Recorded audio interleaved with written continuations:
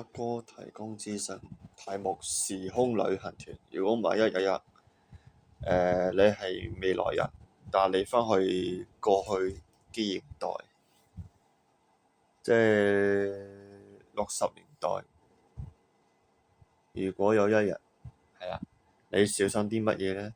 錢啊少少啦，你而家嘅如果去其他國家呢，就獲銀紙啦嚇，即係你呢，就係去旅行呢，日去夜去嘅啦。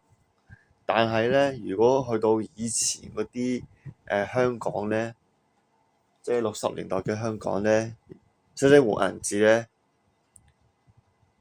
係會換，但係你要買銀紙，係啦，好似大陸咁嘅，係啦。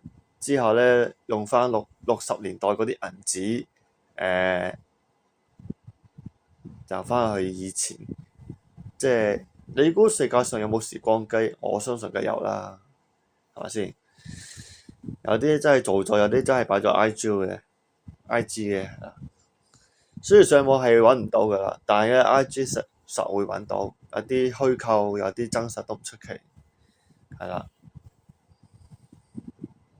我相信有時光機，做咗咁耐人，超科技都有啦，何況時光機？陳長基啊，佢都有講呢啲啦。02年喎，係啊。要翻到60年代，你小心啲乜嘢？銀紙就有啦，你大把以前嗰啲銀紙啦，以前而家都可以買到嘅，我都有，但係你要買咯，你幫我買咯，點啊？你小心啲乜嘢？梗係小心啲嗰啲警察啦，即係佢一捉到你咧，佢唔單止咧即係問話咁簡單啊！如果佢見到你未來嘅身份證，會點啊？佢有咩反應啊？佢當我偽造冒充咯。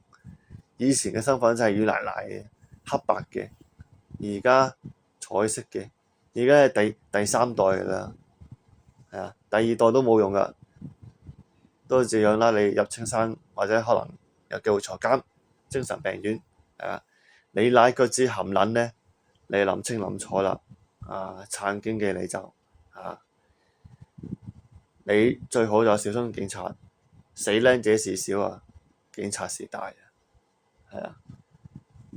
死僆仔就最多恰下你就你佢唔夠你唔夠佢打，佢唔夠你打先至咩啊？